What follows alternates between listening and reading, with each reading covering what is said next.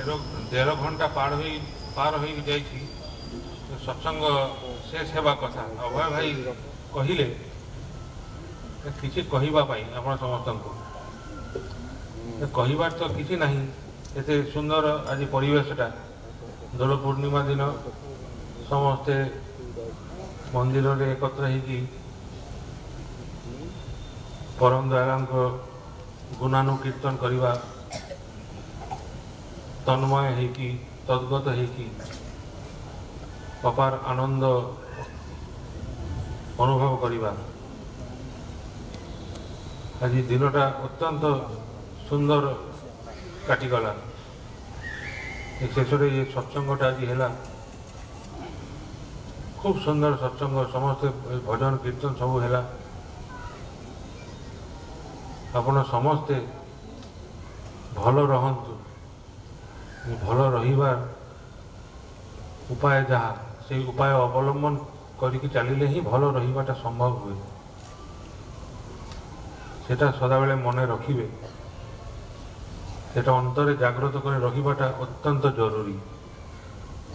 যে ভাল রহিবাকু পড়িলে যাহা করণীয়, যাহা করিলে মু ভাল রহিবি, সেটা কিন্তু আমার অবশ্য করণীয়।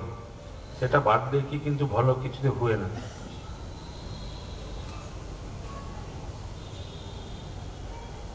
ঠাকুর আমার জীবনের কোণ সেটা নূଆ ভাবে কহিবা কিছু আবশ্যকতা ନାହିଁ।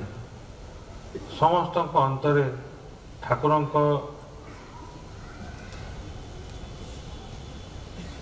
ନେଇକି ଯେ ଭାବ, ଯେ ଚିନ୍ତା, ଯେ ଆବେଗ, ସେଟା ବର୍ଣ୍ଣନା କରିବା ସେଟା ସାଧ୍ୟ କାହାର ବି ନାହିଁ। କିନ୍ତୁ এই যে ঠাকুরଙ୍କୁ ନେଇକି যে আমার যে ভাবটা মন ভিতরে ଅଛି, ভাব মানে হই উঠিবা।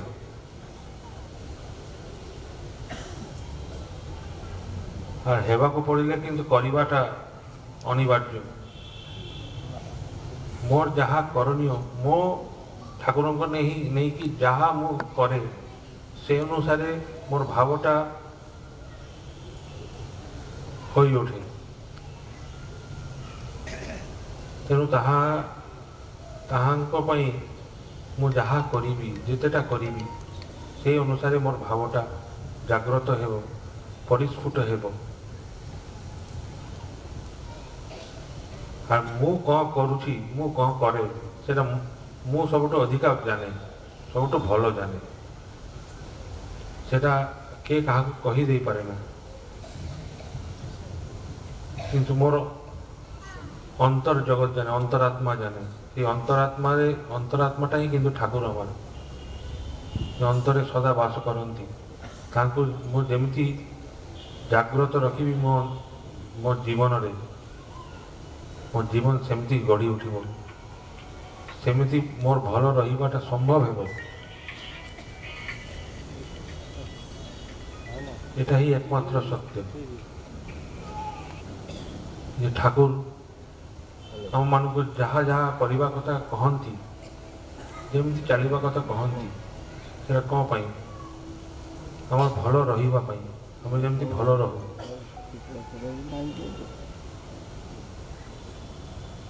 ଦୀର୍ଘ ଜୀବନ ଲାଭ କରି ଯାହା ବର୍ତ୍ତମାନ ଅବସ୍ଥା ତାଠାରୁ ଆଉ ଉନ୍ନତି ହଉ, ଆଉ ଉନ୍ନତି ସବୁ ଦିଗରେ ବୃଦ୍ଧି ହଉ, ଜୀବନ ବୃଦ୍ଧି, ସେଟା ଆୟତ୍ତ କରିବା এইভাবে ହିଁ ସମ୍ଭବ ହୁଏ। ତାଙ୍କ ଇଚ୍ଛା ପୂରଣ ଭିତରେ ଦେଇକି ଏଇଟା ସମ୍ଭବ। ଯେ ଯେତେଟା ଏଇଟା ସଫଳତା ପୂର୍ବକ କରିପାରେ, ସେ ଜୀବନ ବର୍ଦ୍ଧନକୁ ସେ ଦ୍ୱାରା ଆୟତ୍ତ କରେ।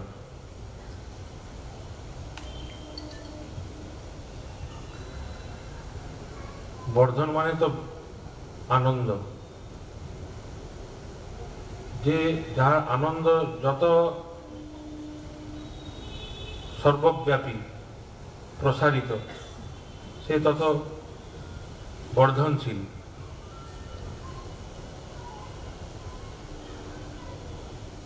ଆପଣ ସମସ୍ତେ ଠାକୁର ଯାହା ଚାହାନ୍ତି ଯେମିତି ଚାଲିବା କଥା କହନ୍ତି, ଆନନ୍ଦ ଚିତ୍ତେ ସେମିତି ଚାଲିବା ପ୍ରଚେଷ୍ଟାରେ ଲାଗନ୍ତୁ। ପ୍ରତି ପଦକ୍ଷେପରେ ନିଜ ଦୋଷ ତ୍ରୁଟି ଦୁର୍ବଳତା ଆଲସ୍ୟ ଏଗୁଡ଼ା ତ ରହିଛି, ଏଗୁଡ଼ା ପିଛୁ ଏଗୁଡ଼ା ପଛରେ ଟାଣିବ ଆମମାନଙ୍କୁ, କିନ୍ତୁ ତାଙ୍କ ପ୍ରତି আমার ଯେଉଁ ଅନୁରାଗ ନିଷ୍ଠା ସେଗୁଡ଼ା ହିଁ ସେଇ ପଛରେ ଯାହା ଟାଣେ ସେଇ ବନ୍ଧନକୁ ଛିନ୍ନ କରିକି ଅଗ୍ରସର କରିବା ସହାୟତା କରେ। ଆପଣ ସମସ୍ତେ ସେଇଭାବେ ଚାଲନ୍ତୁ, ନିଜେ ଭଲ ରହନ୍ତୁ। ନିଜେ ଭଲ ରହିବାକୁ କଲେ କିନ୍ତୁ ସମସ୍ତଙ୍କୁ ଭଲ ରଖିବାଟା ଅନିବାର୍ଯ୍ୟ। ସମସ୍ତେ ଯାହା ଯେମିତି ଭଲ ହୁଏ ସେଇ ପ୍ରଚେଷ୍ଟା କିନ୍ତୁ ଜାଗ୍ରତ ରଖିବେ। ନିଜ ଭଲ ପାଇଁ ଯେମିତି ଆପଣ ସମସ୍ତେ ଚେଷ୍ଟା କରନ୍ତି ସେମିତି ଆଉ ସମସ୍ତଙ୍କ ପାଇଁ ସେମିତି ଚେଷ୍ଟା କରିବେ। ସମସ୍ତେ ଯେମିତି ଭଲ ରହନ୍ତି, ସମସ୍ତ ଜାଗାରେ ଭଲ ହୁଏ, ତାହେଲେ କିନ୍ତୁ ନିଜ ଭଲ ରହିବାଟା ସହଜ ହୁଏ। ଏଇଟା ହିଁ ଏକମାତ୍ର ଉପାୟ। ଯେମିତି ଧରନ୍ତୁ, ମୁଁ ଦୀକ୍ଷା ଗ୍ରହଣ କରିକି ମୁଁ ଋତ୍ତିକ ମାଧ୍ୟମରେ ଦୀକ୍ଷା ଗ୍ରହଣ କଲି, ତାପରେ ଠାକୁରଙ୍କ ନିର୍ଦ୍ଦେଶ ଲାଭ କଲି କି ଦୀକ୍ଷା ନେଲେ ଏଇ କରିବାକୁ ପଡ଼େ, ଇଷ୍ଟବିଧି କରିବାକୁ ପଡ଼େ, ଏଇ କରିବାକୁ ପଡ଼େ, ନାମ ଗ୍ରହଣ କରିବାକୁ ପଡ଼େ, ପ୍ରତିଦିନ ଯଥାସାଧ୍ୟ ଧ୍ୟାନ କରିବାକୁ ପଡ଼େ, ଶତ ଅନୁଜ୍ଞା ପାଠ କରିବାକୁ ପଡ଼େ, ଥାଲକୁଡ଼ି ପତ୍ର ସେବନ କରିବାକୁ ପଡ଼େ, ଏଇ କରିବାକୁ ପଡ଼େ। এইগুলা কিন্তু আমার মূল করণীয়, এইগুলা কিন্তু মানে ভিত্তি আমার চলনের, আমার জীবনের। এগুলো নিষ্ঠা সব পরিপালন করে চালিবে আপনার সমস্ত। প্রতিদিন অন্তত কিছু সময় বসিকি নাম ধ্যান করিবার চেষ্টা করিবে, অন্তত বসিবার চেষ্টা করিবে, 5 মিনিট হেলে বি বসিবার চেষ্টা করিবে, নাহলে কিন্তু এই যে গুরু নির্দেশ অমান্য করা হয়ে যায়। ঠাকুর যাহা যাহা কহନ୍ତି আমার নিত্য করণীয় এগুলো যথাসাধ্য প্রতিনিয়ত 5 মিনিট 2 মিনিট হেলে বি চেষ্টা করিবে। যদি ধ্যানরে মন ন বসে, আঁখি বন্ধ করে চুপচাপ স্থির হয়ে বসিবার চেষ্টা করিবে, এমনি করু করু হুয়ে। আর এই যে এটা করিলে যেমতি ମୁଁ କହିବି କାହାକୁ ଠାକୁର କଥା କହିବାକୁ ପଡ଼ିଲେ ସେ ଯଦି ପଚାରେ ଯେ କ'ଣ କ'ଣ କରିବାକୁ ପଡ଼େ ଦୀକ୍ଷା ଗ୍ରହଣ କଲେ, ଦୀକ୍ଷା ନେଲେ ନାମ ନେବାକୁ ପଡ଼େ, ଇଷ୍ଟବିଧି କରିବାକୁ ପଡ଼େ, ନାମ ଧ୍ୟାନ କରିବାକୁ ପଡ଼େ, এই ନାମ ଧ୍ୟାନ କରିବା କଥା ମୁଁ କହିବି, କିନ୍ତୁ ଯଦି ମୁଁ ନ କରେ ତାହେଲେ କହିବାର ମୋର ଯୋଗ୍ୟତା ଅଛି? ଯାହା ଯାହା କରଣୀୟ ସେଗୁଡ଼ା ନିଜେ କରିବାକୁ ପଡ଼େ। আর যে নিজে আচরণশীল হেলে সেই কথার কিন্তু মূল্য থাকে, ওজন থাকে, আর তাহারই প্রভাব পড়ে পারিপার্শ্বিক উপরে। ମୁଁ ନିଜେ ପରିପାଳନ କରି ଚାଲିଲେ ମୋତେ ଦେଖିକି ମୋ ପରିବାର ପରିଜନ ଶିଖିବ, ମୋ ସନ୍ତାନ ସନ୍ତତି ଶିଖିବ, ମୋ ପରିବାର ଯାହା ଯେମାନେ ଅଛନ୍ତି ସେମାନେ ଶିଖିବେ, ମୋ ପାରିପାର୍ଶ୍ୱିକ ଯେମାନେ ମୋତେ ଦେଖନ୍ତି ସେମାନେ ଶିଖିବେ। ମୁଁ ଯାହା ଯେମାନଙ୍କୁ ନେଇକି ଚାଲେ, ଯାହା ସହିତ ମୋର ସମ୍ପର୍କ ସେମାନେ ଶିଖିବେ। ମୋ ଆଚରଣଟା ହେଉଛି আসল জিনিস। আচরণশীল হুঁতু নিজ আচরণে এই সহজ জিনিসগুলো, এগুলো কিন্তু কঠিন কিছু নুহে।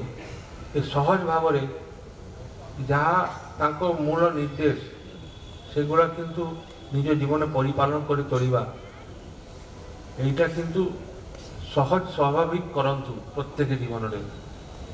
আউ এই নিজ আচরণ ভিতর দিয়ে সমস্ত জীবনের এইটা বি স্বাভাবিক করে তোলন্তু। এই আমি যাজন করু, যাজনে କ'ଣ କୁହାଯାଏ, ଠାକୁରଙ୍କ କଥା କୁହାଯାଏ, ଠାକୁରଙ୍କ ବିଷୟ କୁହାଯାଏ, ଠାକୁରଙ୍କ ଜୀବନ, ଠାକୁରଙ୍କ ଆଦର୍ଶ ଏଇସବୁ ବିଷୟ ଆମେ କହୁ।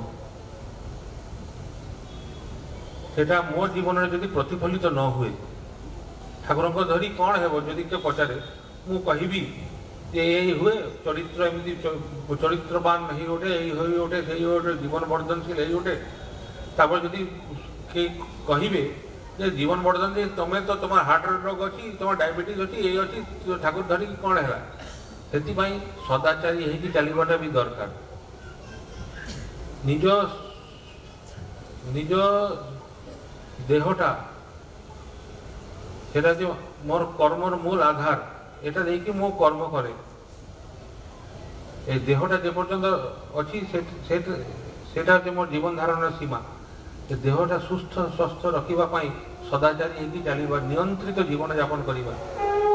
ବହୁତ ଲୋକ ଅଛନ୍ତି ଡାଇବେଟିସ୍ ହେଇଛି ଅଥଚ ସେ ଖାଇବା ନିୟମ ବିଧି ନିୟମ ପାଳନ କରେ ନା, ଠିକ ଭାବେ ଔଷଧ ପତ୍ର ଖାଏ ନା। ଯାହା ଯାହା କରଣୀୟ, ଯେ ରୋଗ ହେଲେ ସମସ୍ତଙ୍କ ରୋଗଟା ଅନିବାର୍ଯ୍ୟ ସମସ୍ତଙ୍କର ହେଇପାରେ, ଜଣା ଅଜଣା କୌଣସି କାରଣ ହେଇପାରେ, କିନ୍ତୁ ସେଟାକୁ ନିୟନ୍ତ୍ରିତ କରାଟା ସମ୍ଭବ। সেটা কিন্তু এই নিজ জীবনটা নিয়ন্ত্রিত হলে এই নিয়ন্ত্রণ গুলা আসে। এইগুলা দেখি জনা পড়ে কে নিয়ন্ত্রিত, এই আচরণের ভিতর দেখি জনা পড়ে। মোর জীবনটা হি কিন্তু আসল মানে আসল জিনিস, যেটা সে লোকে দেখিবে, মোর আচরণটা দেখিবে যে যে ঠাকুরের কথা কহে, ঠাকুরকে নেই চালে, কেমিতি চালে। তাহলে মোর জীবনে যদি সেটা মু চরিত্রগত ন করিবি, ঠাকুরের কথা ঠাকুর যাহা কহନ୍ତି সেভাবে ন চলিবি, মোর জীবন নিয়ন্ত্রিত হেবনি। আর তাহলে তা ভিতর ଦେଇକି ତାଙ୍କ ପ୍ରତିଷ୍ଠା କେମିତି ହେବ?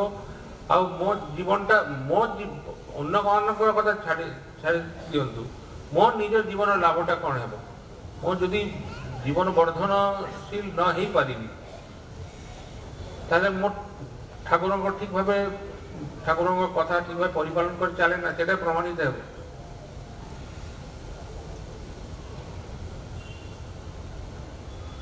মু কোন সেটা মো আচরণে হি প্রকাশিত।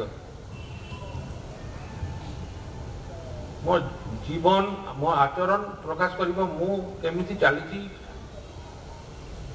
মোর ধ্যেয় কোটা, মোর উদ্দেশ্য কোণ, সব মোর আচরণ মোর জীবন দেখি জনা পড়িব, সেটা কেউ লুচি পারিবেনি। ঠাকুর এতে সহজ ভাবে তোমার ভাল রহিবা উপায় ଦେଇଛନ୍ତି ସମସ୍ତଙ୍କ ପାଇଁ, କେହି ବାଦ ନାହିଁ। ଏତେ ଭଲ ପାଇବା, ଏତେ ପ୍ରେମ,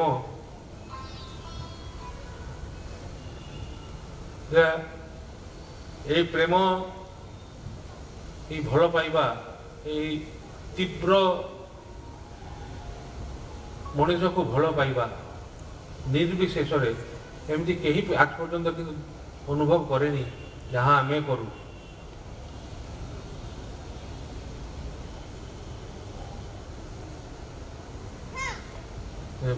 କୌଣସି ମୁହୂର୍ତ୍ତ ନାହିଁ যে মুহূর্তে ঠাকুরঙ্ক দয়া, ঠাকুরঙ্ক করুণা, ঠাকুরঙ্ক এই প্রেম অনুভব করা যায় না, এমনি কৌশি মুহূর্ত না।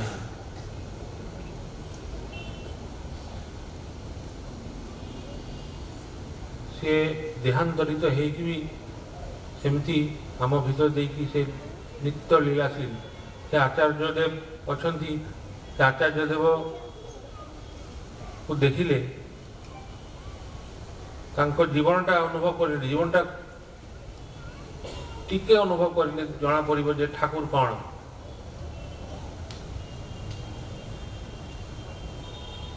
ସେ ଏଇ ବୟସରେ ଏଇ ସ୍ୱାସ୍ଥ୍ୟ ନେଇକି ଏତେ ମଣିଷ ପାଇଁ ଏତେ ଚିନ୍ତା କରନ୍ତି, ଭାବନ୍ତି, ଆଉ ଏତେ ତାଙ୍କ ବାସ୍ତବ ଦୁଃଖ କଷ୍ଟ ଲାଘବ କରିବା ପାଇଁ ଏତେ ତତ୍ପର ରହନ୍ତି। প্রতি মুহূর্তে সমস্তে যেমনি ঠাকুরমুখী হয়ে উঠে, সমস্তে যেমনি ঠাকুরঙ্ক কেবল ভাল পায়, ঠাকুরঙ্ক হয়ে উঠে। সেইটা ସେଥିପାଇଁ ତାର କେତେ ପ୍ରଚେଷ୍ଟା, ତାଙ୍କୁ ଦେଖି ଜଣାପଡ଼େ ଠାକୁର କ'ଣ, ଠାକୁରଙ୍କ ପ୍ରେମଟା କ'ଣ।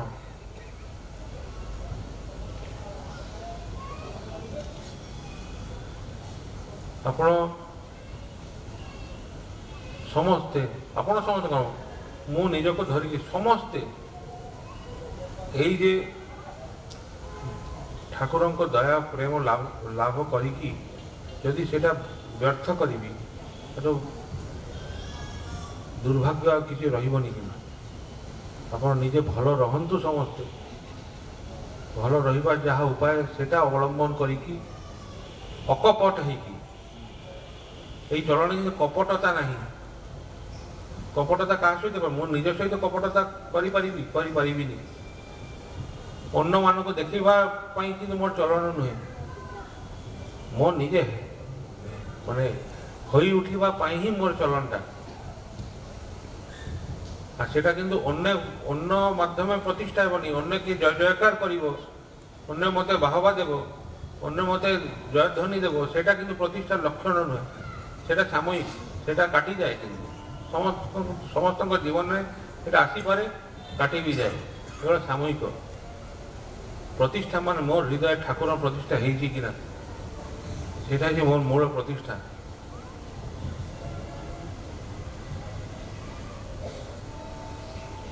ମୁଁ ସମସ୍ତଙ୍କ ନିଃସ୍ୱାର୍ଥ ଭାବରେ ଭଲ ପାଏ କି ନା, ସମସ୍ତଙ୍କ ଭଲ ରଖିବା ଚେଷ୍ଟା କରେ କି ନା, ନିଃସ୍ୱାର୍ଥ ଭାବରେ। ଯେ ମୋର କ୍ଷତି କରେ ମୁଁ ତାହାର କଲ୍ୟାଣ କରେ କି ନା,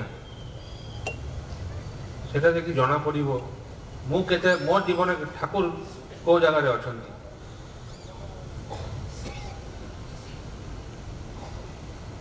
ଆପଣ ସମସ୍ତେ ସେଇ ଭାବରେ ଚାଲନ୍ତୁ, ଅକପଟ ହେଇକି,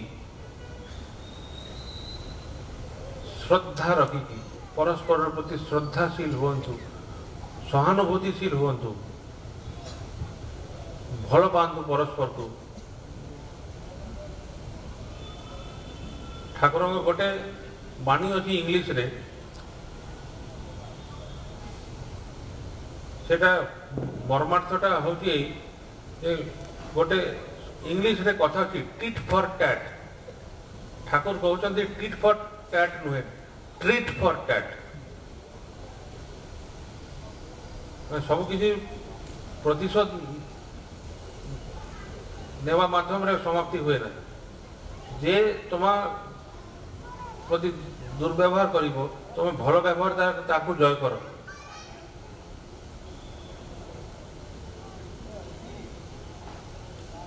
শ্রদ্ধা, কৃতজ্ঞতা, ভাল পাইবা, এগুলা ধরিকি চালন্তু। এগুলা হচ্ছে মূল জিনিস, এগুলা মূল ভিত্তি। আর সমস্ত নিজ নিজ জীবন, নিজ পরিবার পরিজন, পারিপার্শ্বিক সমস্ত ভিতরে এমতি এই ভাবটা সঞ্চার করন্তু। যাহা ভাল বলে আপনার মনে করিবে সেটা নিজ আচরণের মাধ্যমে সমস্ত ভিতর সঞ্চারিত করন্তু। প্রত্যেকে ভাই মানে, মা মানে, ছোট ছোট সব পিলা মানে সমস্তকে মু কହୁছি, সহজ ভাবে ঠাকুরଙ୍କ ভাল পাଆନ୍ତୁ। আর সেই ঠাকুরଙ୍କ ভাল পাইবাটা এটা পরিবেশন করন্তু নিজ জীবন দেখি। সেটাই একমাত্র ভাল রহিবা উপায়। ভাল রহিবা মানে মু ভাল রহিবি মানে কোন, মোর পকেট ভর্তি টঙ্কা, ব্যাংক ব্যালেন্স, মোর গাড়িটা ভাল, মোর বাড়িটা ভাল, ঘরটা ভাল, এটা নয়। কিন্তু মোর যে আনন্দটা, ମୋ ଯେଉଁ ଭିକାରୀ ଦଶାରେ ବି ସେମିତି ଆନନ୍ଦ। ମୋ ଠାକୁର ଅଛନ୍ତି, ମୋ ଜୀବନ ସବୁଠୁ ସମୃଦ୍ଧ। ଏଇ ଭାବଟା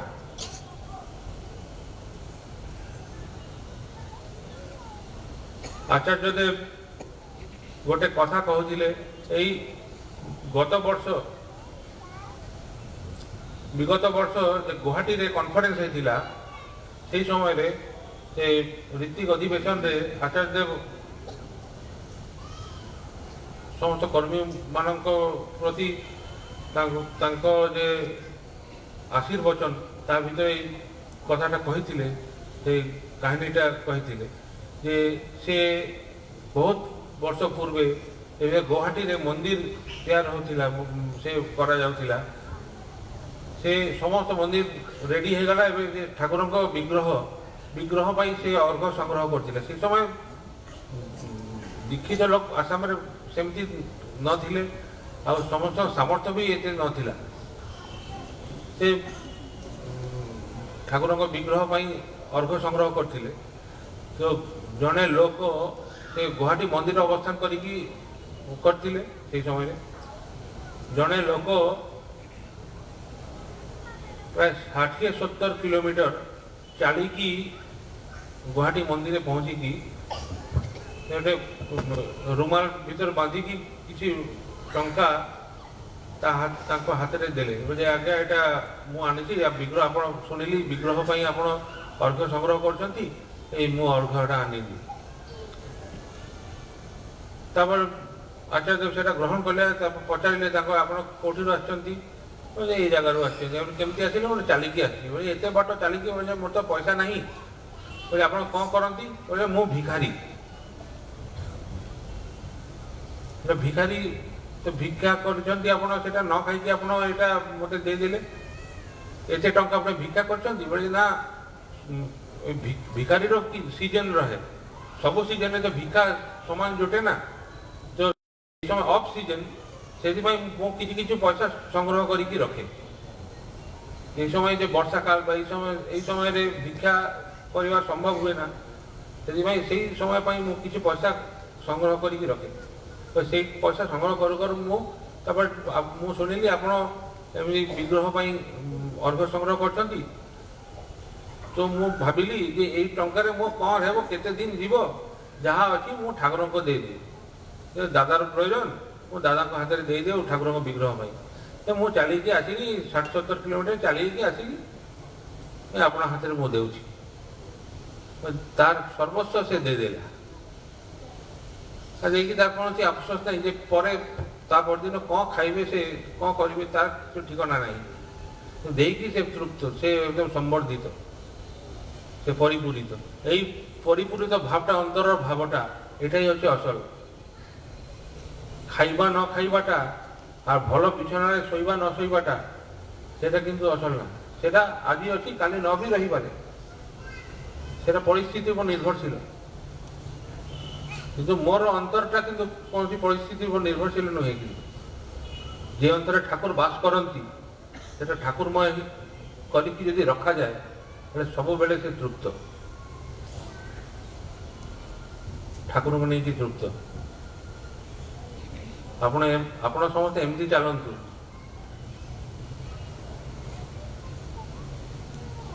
ଆଉ କ'ଣ କହିବି? ଏବେ 2 ଘଣ୍ଟା ପାର ହେଇଗଲା। ଜୟ ରାଜା ଦେଇକି ଶେଷ କରିଲେ ଭଲ। ଜୟ ଗୁରୁ।